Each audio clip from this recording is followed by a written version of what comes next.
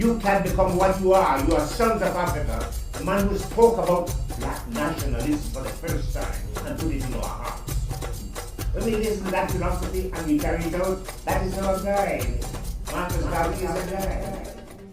Born January 19, 1917, Ambassador Dudley Thompson's Tree of Life has produced the fruits of Pan-Africanism and activism which have fed and nurtured the minds of Africans in the Caribbean, on the continent, and the diaspora. I am happy that... Born in Panama, his life would take root and meaning in Jamaica, where he attended college and made his mark as a senator in the Jamaican Parliament for years. Ambassador Thompson was a man for regional integration, and he practiced law in several Caribbean countries, among them Belize and the Bahamas, playing a role in the independence of both island nations. Ambassador Thompson wasn't the average man. His warrior spirit would lead him to fight in World War II in the British Royal Air Force, becoming one of the first black pilots in the British Army, serving between 1941 and 1945, receiving several awards. But his purpose was more than being a soldier for the colonial forces. Indeed, this was merely a twist of irony, because on colonial duties, Ambassador Thompson was drawing closer to his African identity. We begin by knowing that each of us here, wherever we are, whatever is your nationality, we are sons of the one motherland, Africa. That is the beginning. You cannot change your ethnicity. You can change your domesticity. You can change your domicile. You can change your nationalism. But you will always be your father's son. In England, he interacted with Pan-African greats George Padmore from Trinidad, Kwame Nkrumah of Ghana, and Jomo Kenyatta of Kenya. Foundations laid in England were further expanded as Ambassador Thompson journeyed to Africa, practicing law in Tanzania and Kenya in the 1950s. During this time, his Pan-Africanist nature was nurtured, joining the nationalist struggles of both Tanzania and Kenya, becoming close friends with Jomo Kenyatta. Ambassador Thompson would discover Kenyatta's whereabouts after the British captured the Kenyan leader during the Mau Mau Revolution, the fight against British rule on the African nation. The Honorable Dudley Thompson, willing to stand by Kenyatta's side, assembled Kenyatta's legal defense team against the charges brought forward by the British authorities. Grateful for this act of valor, Kenyatta, as president, touching Ambassador Dudley Thompson, said, "This man has saved my life." Ambassador Thompson has never forgotten time spent with Kenyatta, and it's safe to say he took memories of Kenyatta into his next life.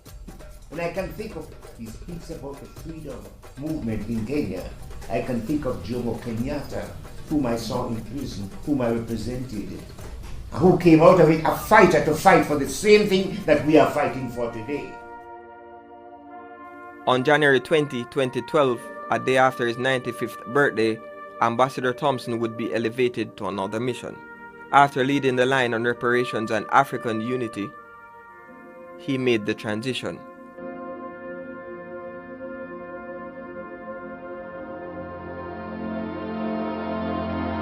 Connecting with the ancestors, continuing the fight for Africans, home and abroad, and those in the afterlife. In 2017, marking the centenary of Ambassador Dudley Thompson's life, the University of the West Indies joins in honoring and celebrating a man who has been an astute attorney at law, politician, Pan-Africanist, and leader.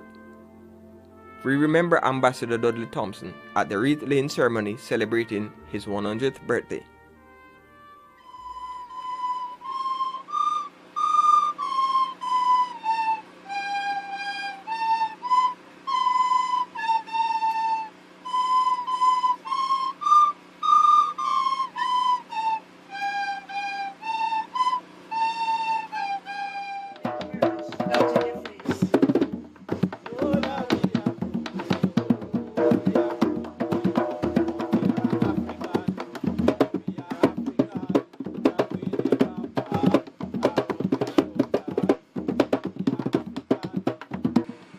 I begin with a reading from Scripture in honor of our ancestors from the book of Ecclesiasticus. Let us now sing the praises of famous men, our ancestors in their generations. The Lord apportioned to them great glory, his majesty from the beginning. There were those who ruled in their kingdoms and made a name for themselves by their valor. Those who gave counsel because they were intelligent. Those who spoke in prophetic oracles. Those who led the people by their counsels and by their knowledge of the people's law. They were wise in their words of instruction. All these were honored in their generations and were the pride of their times. Some of them have left behind a name so that others declare their praise. But of others there is no memory. They have perished as though they had never existed. They have become as though they had never been born, they and their children after them. But these also were godly men, whose righteous deeds have not been forgotten. Their offspring will continue forever, and their glory will never be blotted out. Their bodies are buried in peace, but their name lives on generation after generation. Aren't we pleased today to honor this our great ancestor who has gone to sleep with those who have laid the foundation for our freedom? Let us pray. Holy Spirit of God, who brooded over the waters long before we were born and inspired the people of God to praise and trust, we give you thanks for those whose sacrifice and courage preserved for us a godly heritage, and for revealing to us what we are is but a seed of what we may yet become as a people and nation. On this, the centenary of Dudley's birth, we pause to acknowledge the spirit that sustained him and our ancestors during their struggle for freedom in the midst of cynicism and unbelief. And since what we are is but the seed of what we may become, grant us the inspiration of your Holy Spirit, that our hopes may become realities. Our confidence in you and in your coming kingdom of righteousness and goodwill. Send now your Holy Spirit among us, that in all things we may continue to embrace the hope of freedom through Jesus Christ, our Lord. Freedom is indivisible. Amen. You cannot be half free and half slave. And this is as true for a man as it is for a nation. We also know that freedom demands eternal vigilance.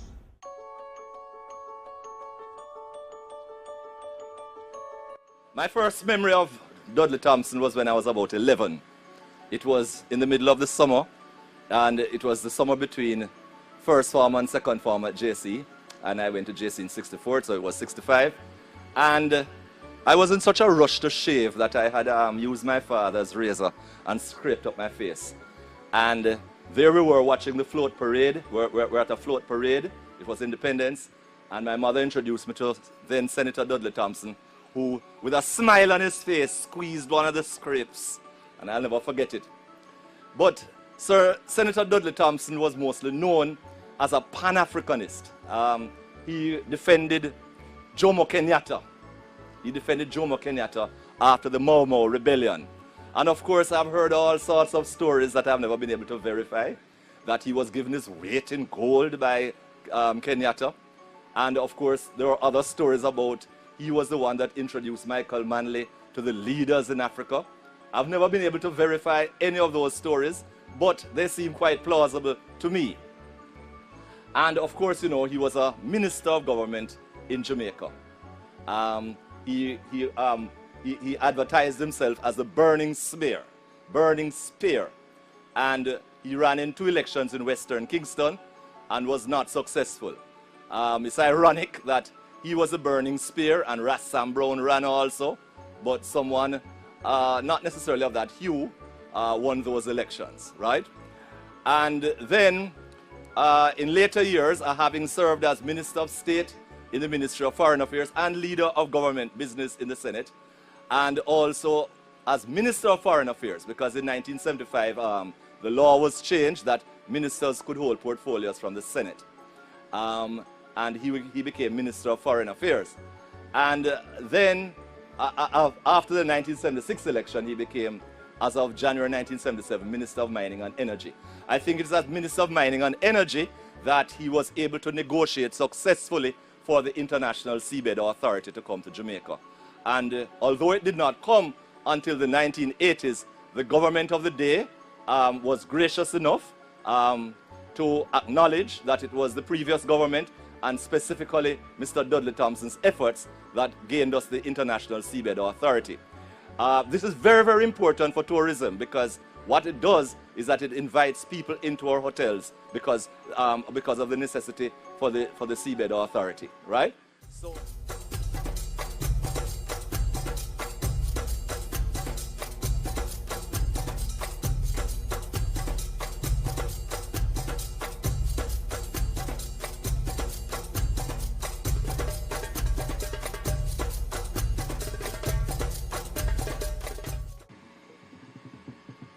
Akwaba family, Madasi family, those are greetings from the Africans of West Africa.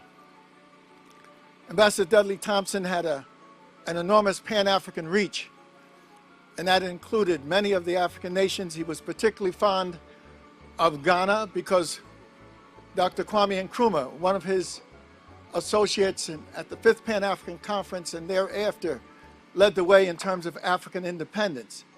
He was particularly close to President Jomo Kenyatta, who he helped personally to save from the struggles, anti-colonialist struggles, and representing the Mau Mau. And he was close also to our great president of Tanzania, Julius Nyerere. So we're dealing with 100 years of an enormous life and experience. And so I'm glad that we're all here, and I congratulate all of you who have assisted to make this a great celebration. January the 19th was important for Ambassador Dudley Thompson. He was born in Panama of Jamaican parents. 20 years later, January the 19th, 1937, in Newark, New Jersey, Dr. Leonard Jeffries was born. So, in one of those fantastic coincidence that only the Creator and the serious ancestors could produce, we were born on the same day and 20 years apart. And the last 10, 15 years of Ambassador Dudley Thompson's life was a personal part of my life. And I'm very glad that I was able to share his greatness with so many others. And we want to thank all of you who participated in his life and made this great career a phenomenon, not an extraordinary, but a beyond ordinary phenomena. And so we are dealing with a legacy that must be preserved, must be maintained, must be sustained. And in doing so, the best of our people and their traditions and their history will be affirmed.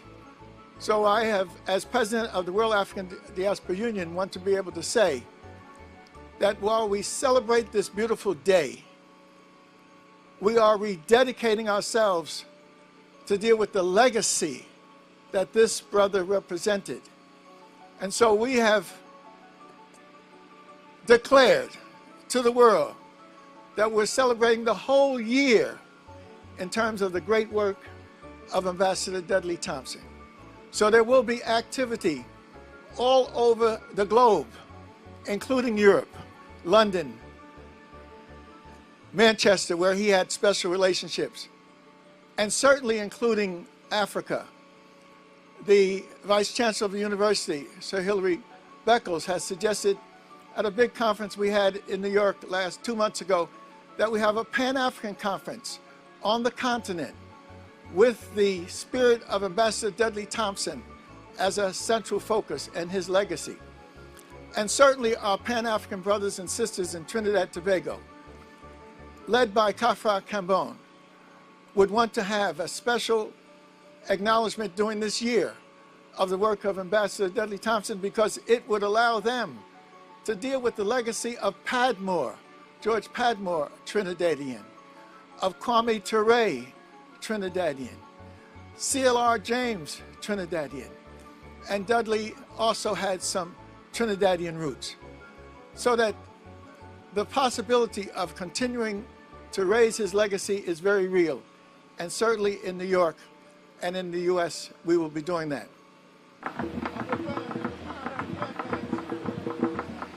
Of His Excellency, Ambassador Dudley Thompson. We pour the libation for those who helped to form this great spirit coming out of Jamaica and leading a way in terms of the Pan-African world. It's indeed a pleasure and an honor to be talking with the widow of Ambassador Dudley Thompson. Welcome to the University of the West Indies Television, ma'am. Thank you so very much. I'm so happy to be here and equally happy to meet you. What were your impressions of the ceremony today? I was very impressed, but I have been at other ceremonies performed by Dr. Jeffries, because both my husband and I met him at the same time. Is that right? Right. At the founding of WADU. He was elected president then and there at the very beginning and served for many years.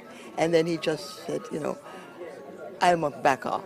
But there he was at 95, as sharp as ever. So much so, we had dinner, Dudley and I, with Dr. Jeffries and his wife, another Dr. Jeffries. He was holding court, and the other Dr. Jeffries was making notes because he was amazing. Yes. So it was sad that he went so quickly. It was sad. Yes.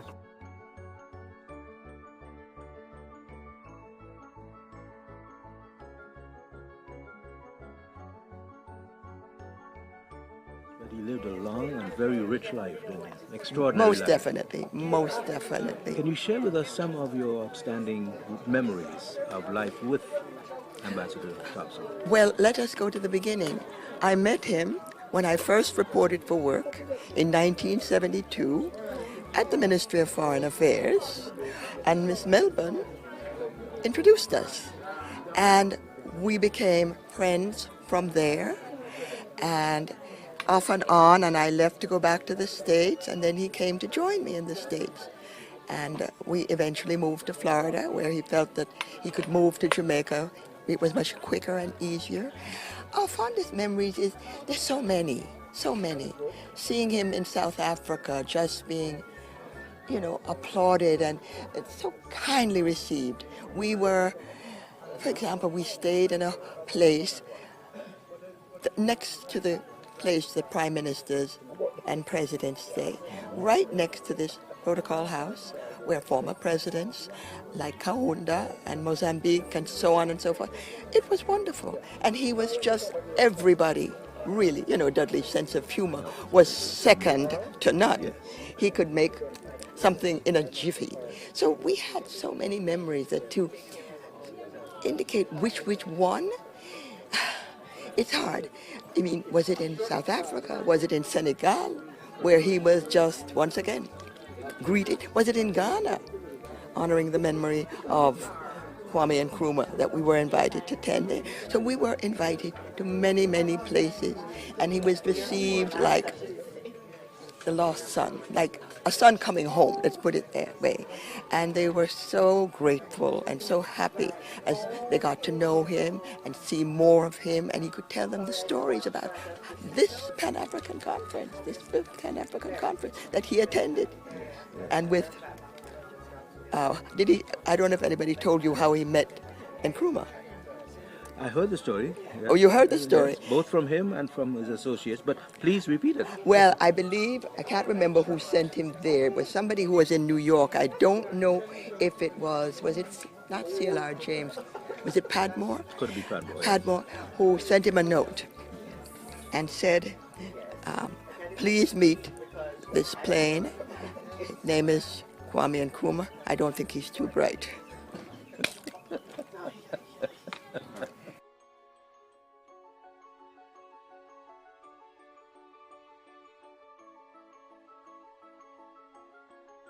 After that, they became great friends, and we went to Ghana. We went when Kwame had left. We went to, where was it, Guinea? Mm-hmm. He had died at that point, but the Guinean government had invited us as well. So we stayed where he stayed, in this special place. So I have many memories, but that one sticks out about the story about, but Dudley is a storyteller. Wherever you are from, remember this, you know, your ancestors didn't have passports when they were torn from the parts of Africa. They didn't have any nationality papers. That's right. They were always just slaves, just black African slaves. Par excellence. He could tell the most... Raconteur par excellence. Yeah. And a humorist par excellence. Yeah. He could always find the humor and just and make it into something wonderful. It was good to live with him. It was good to be reconnected, because we were connected for many, many years. And it was good that we reconnected and that we were able to share these last years. I think it was, how many was it, 12 or 14, I can't remember. But it was very, very good. But finally, what aspects of his legacy you think will live on for generations to come? Certainly his Pan-Africanism, his devotion, adherence to the Pan-African spirit, the empowerment of all black people. That will certainly Pan-Africanism. And then reparations. The first man to speak out and say, these are the different people that have received reparations. We were brought by ship, many tossed overboard, and the ship owners got paid for those that they lost. What about paying us, the survivors? We wasn't. And another thing he made very clear, we're not asking for money. You can't pay me, he would say, for raping my grandmother or great. You can't do that. We are asking for in kind, that we get money to put in our schools, to educate our children, and the various ways, because he felt education was the key. That was Dudley. He would talk to young school children when we were in Atlanta for a conference, I believe, at Morehouse. He was the smallest group there. He would gather them to share with them, because our people don't know our history. And we have a magnificent history, one with kings and queens. And so if they knew that, they would carry themselves a little straighter and have respect for themselves. I think that's another very important. So he'll be remembered for his Pan-Africanism and his fight for reparations.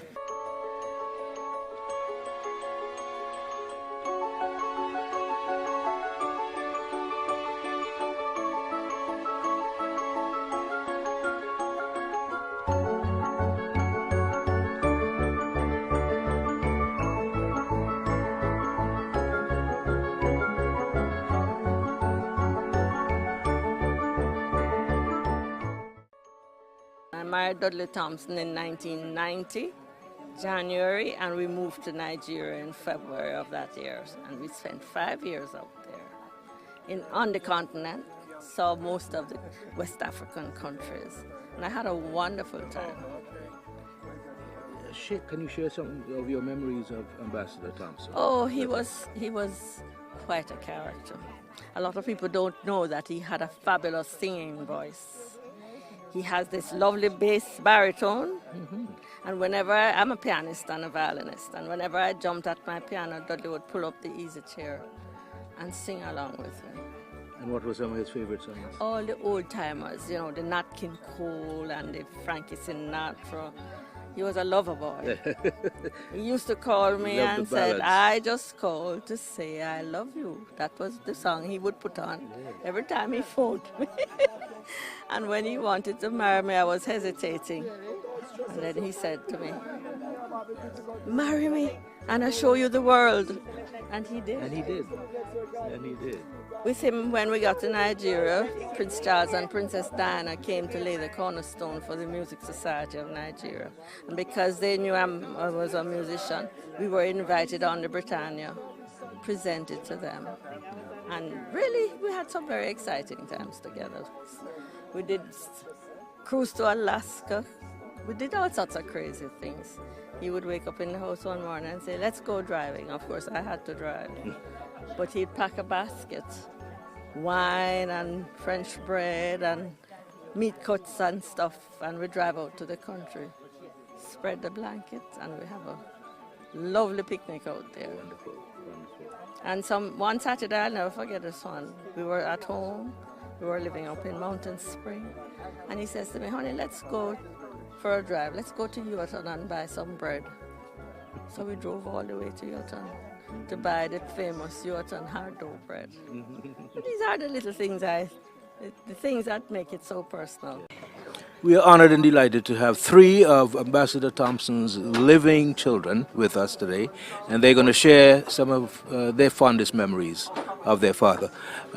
First of all, with his oldest daughter, or is it oldest child altogether? Oldest child. Oldest child. Josephine, Norma Josephine. Yes. Daddy was Dudley Joseph.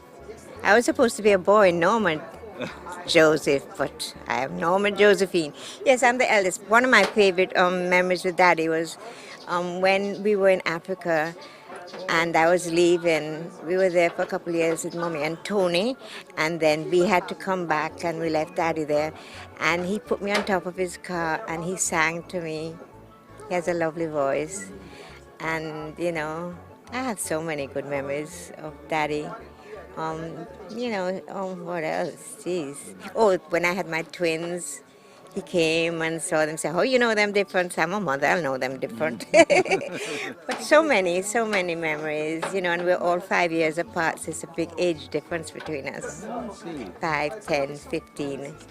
But, you know, Tony and I were in Africa, East Africa with Daddy, and then I've been here, I got married, I was in America, but Daddy was in and out, and I was always back and forth from Jamaica. And he was always just Daddy to me until I went to the funeral. Oh yes, he belongs to the world. And your impressions of today's ceremony? It was lovely. If we can do this every year, you know, the best thing you can do for somebody who you love who's died is to remember them, and this is a lovely way to do it. Thank you so much. Identify yourself, good sir. My name, I know Dudley Thompson by virtue of being his son. I'm proud. And I'm proud. Only son. His only son. Yes. I'm proud of him. My fondest memory of Dudley. I don't know, sort of personal, I guess. You know, it's strange because it won't be political, it won't be historical. It really be me and him cooking. Cooking? Yes. It is sort of privilege as a 15-year-old to be hanging out with Dad, you know, and that way, you know, a family that was sort of split. And so I spent time just with him. Here in Jamaica? Here in Jamaica. And I lived with him actually. It was like two male roommates. And so that changed There was a a special dynamic. bond. It was a very special bond. And he always talked about my ability to cook better than him in that respect. He could cook anything. And it just was, and what I really liked about it was that he liked that moment so much.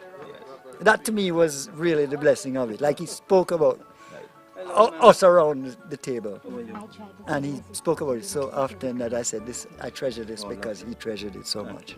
Now on the other side, my fondest moments are things like this where we celebrate and continue his work. He was very driven all his life. These are important things to him. And not being physically here, my fondest moment is being with him in spirit, with friends who share his common interests, and hope that the rest of the world catches up with the common interest and the common good for us all. That's my hope. Thank you so much. Kathleen, you were the youngest. As you said, the wash belly. I am the youngest. And you're the main organizer of today's event. I am one of the organizers of this event. I had the great privilege of being recruited to the World Africa Diaspora Union, which is an organization which Daddy was the founding president. Our mother, who passed away earlier this year, after she died, they asked me to come on board, so I was fortunate to do that. So I worked with the secretariat and the president and other members of to organize and put it together. But it was a collaborative event between us and the family. Are you pleased with how it went?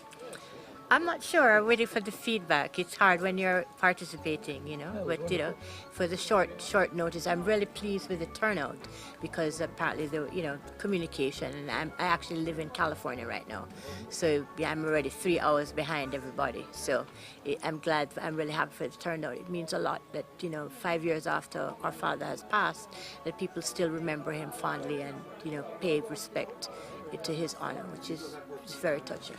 And you continue his work in the area of reparations. You are yourself a reparations activist, advocate in the United States and around the world. What does that mean for you in terms of you continuing his legacy in that area? Well, I consider myself a neophyte in that aspect because, as I said, just recently was I recruited to the World African Diaspora Union. My father and I served a lot in terms of politics.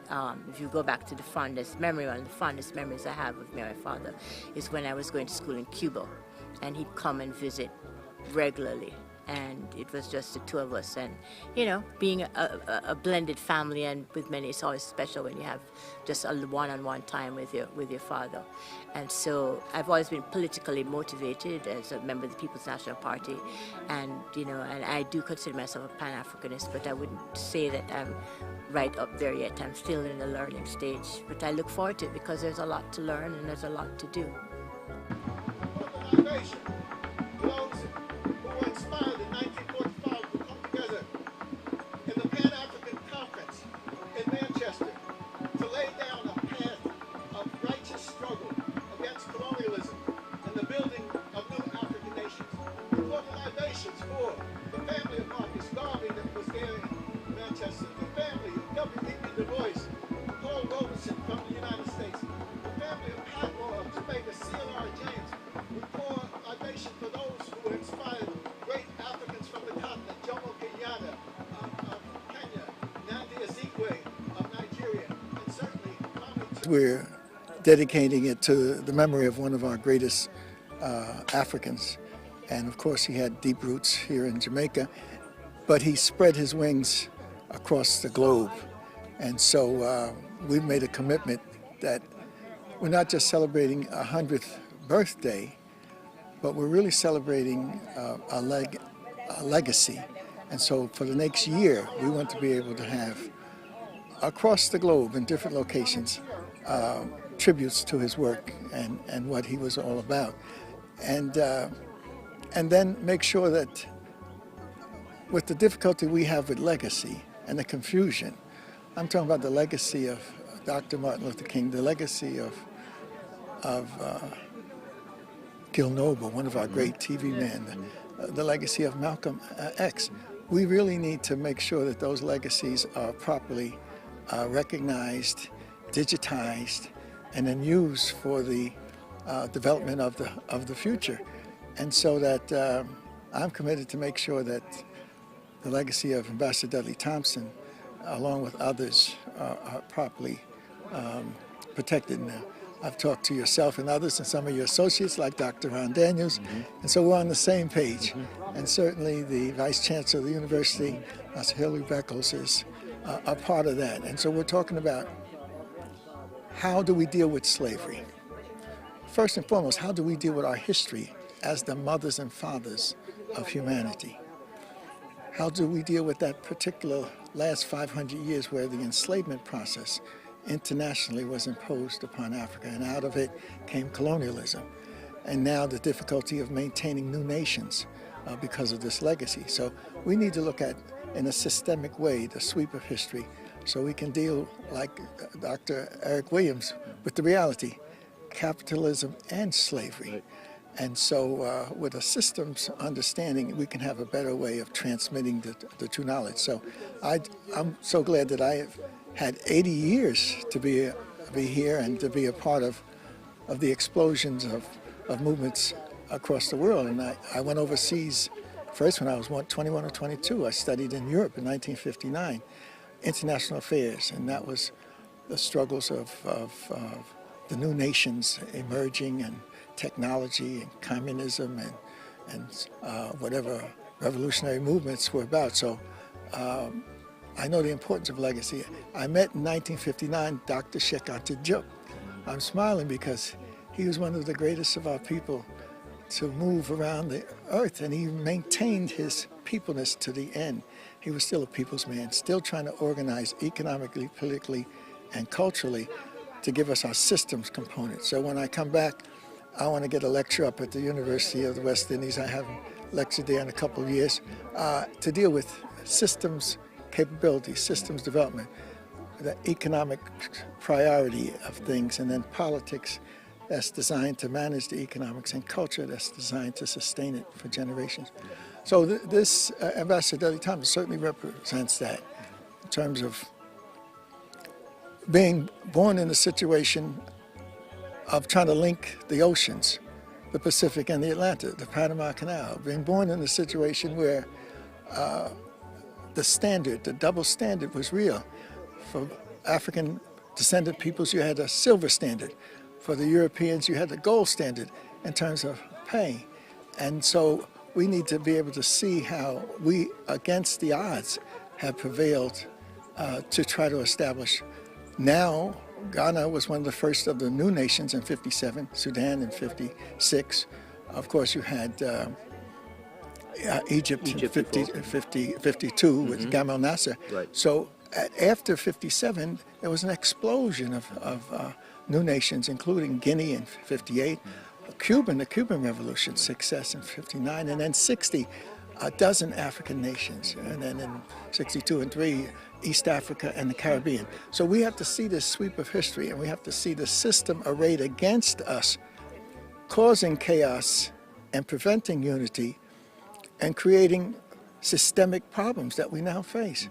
And so, but it's a challenge we have to take. And certainly somebody like Ambassador Dudley Thompson was able to show how it could be done at all the levels. Being raised in the hills of Westmoreland, that wasn't easy. And then trying to find an educational process that allows you to flourish. He didn't have the University of the West Indies, but he had the micro college system. And then to be caught up in the World War II situation where you were fighting an enormous evil, fascism and Nazism. And at the same time, you had to make a choice. And so you had to fight in the Royal Air Force because of this enormous situation. Fight for the British Empire. Yes, fight for the British Empire. The same empire that oppressed right. And fortunately, Jamaica and other countries. Nazism was wiped out to a degree, but then the fight continued because we have to seek our self-governance and independence and nation building. And we've had an internal battle, which that's not new to me, because in order to establish all these programs and ideas, you always have an internal battle. So but keeping Dudley's vision and his message, he said, WADU needs to be a brand name that when we're talking about struggles globally for African peoples, you need to have the consciousness of an African world diaspora struggling in Brazil and in South America, Guyana, struggling in the islands and in Central America, struggling in the African continent, and struggling in America, and struggling in Europe, because he had a strong European experience. So that we've tried to maintain, as part of his legacy, an organization that cannot be hijacked by somebody with a personal programming. We need to keep it within the parameters of Dudley Thompson's thinking and his relationship to the larger struggle of nation building, raising these issues on the international level, and certainly reparations is a must. For us, Pan-Africanism or perish is what spoke to his heart. You have to find a way of relating across the Pan-African world, otherwise we'll be subject to devastation by all these other global families that are emerging. And everybody has the African continent as their main objective, because that's where the largest concentration of the wealth of the planet is. And even this high technology, the computers and the cell phones and all that need that particular mineral wealth coming from the continent. And with the larger monopoly capitalist system, they're just exploiting it. They don't care about how many deaths are caused by chaos in the African nations. And so there's a major challenge that we have. So we don't need the internal conflicts that slow us down and confuse us. And with Dudley Thompson's vision, it can keep us on the course where we can go to international conferences as we have, as WADU.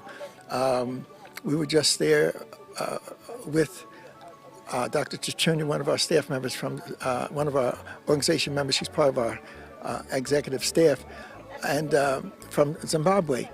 And so we were there to see the President Mugabe transfer power to the new leadership, but also make his statement to the world in terms of what is owed Africans and what has not been done in terms of allowing Africans to have true empowerment. He says we can come in the General Assembly and make speeches, but we need to have a voice, and the African nations voted to demand a voice on the Security Council. That's a permanent member of the Security Council that has, if they're going to use the veto, there's no, and so that was he took time out to say to the world, that was a part of his statement. And I could reflect on that, seeing President Mugabe make his statement.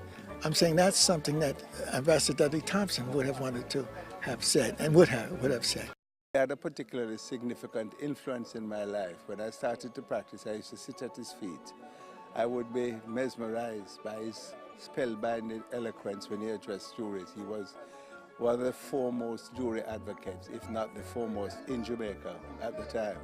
I still have very, very vivid recollections of him entrancing the jury with his eloquence. I remember in particular an expression that he used.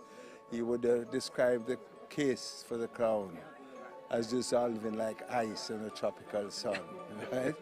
And I've used that, I must tell you, right, many times since then. But apart from his brilliance as a lawyer, Dudley is perhaps the most diverse person that I've met in my life. In what and sense? He glittered in every way. He was a teacher. He's a teacher, and he was headmaster of a school before he was 21. He left and he went and he joined the RAF, saw active service, war hero. After he came from the war, he became involved with George Padmore and Jomo Kenyatta and then Nkrumah in the Fifth African Conference. Right. That one was particularly significant. The one in Manchester? In Manchester, yes. Because everybody who left there went home with the resolution that they would be fighting against the yoke and oppression of colonialism. The others that had been held, a lot of white people were there. I mean, people, the charity organizations, the Blue Cross and so on, but this was mainly black people. Ken Hill was at that conference, so was Adams from Barbados. Grantley Adams. Grantley Adams, yes. So when he comes back to Jamaica, he gets a Rhodes Scholarship in 1947. And he goes to England, and having completed his studies at Oxford and the bar, George Padmore said to him, I haven't heard from Jomo. That time Jomo Kenyatta had gone back. So Dudley goes to Africa, right, on the advice of Padmore to look for Jomo. He told me that when he found him, he was drinking in bars and so on, but the people had started to follow him because of his magnificent oratorical skills. And then soon after that, right, he was arrested on what is known as the NORMA trial, and Dudley was involved in the representation. The thing about it is that Dudley was still a junior at the time. So he wrote to Norman Manley and asked Norman if he would undertake the representation. Manley's response was that he had to check on his schedule and he had to look on the papers and so on. So they, of course, were anxious to try the case because it was a show trial. Everybody knows that. It was a mockery of justice.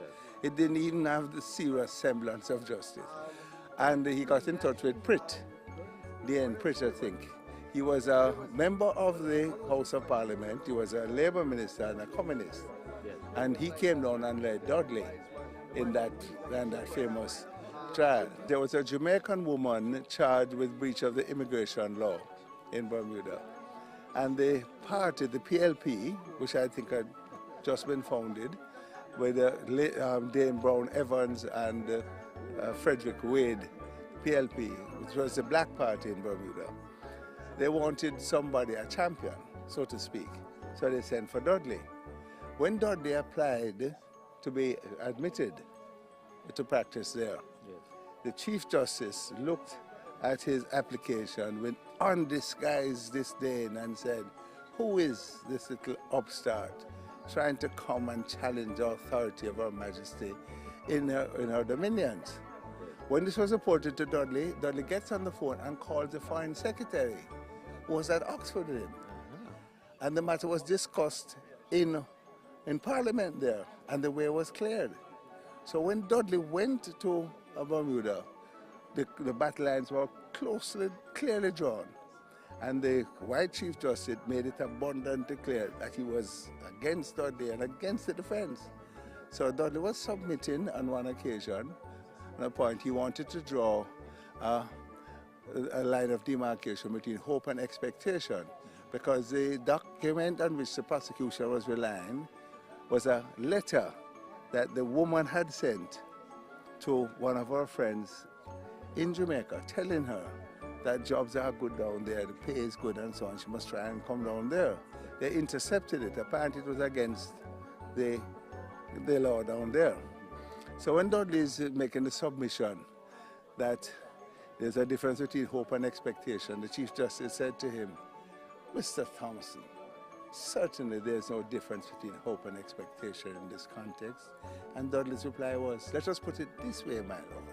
If I may be permitted to illustrate the difference, when this trial started, we all hoped we could get justice. Now, few can expect it." And sounds so typical of him. Yeah, that was Dudley. Yes, an example of his wit. I'm telling you. And another time he was appearing before Parnell. Himself on Parnell. Parnell was an extension of the prosecution. I prosecuted from the bench. Dudley was a passionate defense attorney. They had been in the RF together, and I think they went lodged together. So Dudley asked a witness a question in a murder case in Montego Bay. If the witness knew that the deceased was the father of somebody. And Mr. Parnell says, "Don't answer that. I will not allow it. It has to be hearsay. He had to be told so, Mr. Thompson. He had to be told so." And Dudley looks at him and says, "You don't even know who your father is." "Say for what you have been told." Whereupon Parnell said, "Yes, Mr. Thompson, it's true. It's an exception. I will allow it." Dudley was everything, I'm telling you. I used to invite him and invite young people to come and sit at his feet and listen. And he would discourse with clarity and with facility on any subject.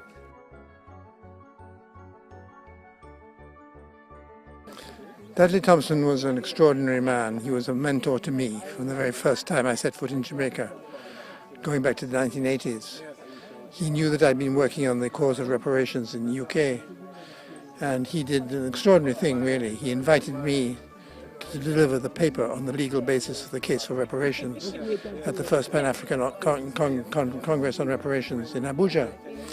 And I shall never forget the energy that Dudley on the one hand and Chief Abiola from Nigeria on the other hand, and all the distinguished people who were there, the energy they had. And Dudley entrusted that task to me. He didn't see whether I was black or white. He just felt that I would do the task, and I had the commitment. And I've been an advocate for reparations ever since. So he... And you are a member of the Jamaica Reparations Council? That is correct, yes. Ever the third one now, there have been three. I've always been a member, and I'm at the service of the movement. It's important for all of us, white and black, wherever we come from. Lord Gifford, comment on how Dudley Thompson would have felt if he were alive to learn about the successful court case that was brought to pay against the British government, to pay reparations to the descendants of the Kenyans who were imprisoned and tortured by British troops during the Mau Mau rebellion? Oh, he would have been thrilled. He would feel that a measure of justice, even if it was only for a few people now because they were very old, though these existing survivors, nevertheless, it was a recognition that a crime against humanity had been committed. He, as an attorney, as a lawyer, had been fighting for justice for those same people, and it would have been a great excitement to him, and he would have just said, but we must go further than that. He would have seen that there's this new case brought by the Herero people of Namibia against the German government, and of course he would have continued to lead the reparations movement for reparations for the crimes of slavery and the slave trade. He would have been involved in the CARICOM reparations movement, wouldn't he? Would have given it life. He would have been wondering why it's so silent. He would have been wondering why it's not talking up more.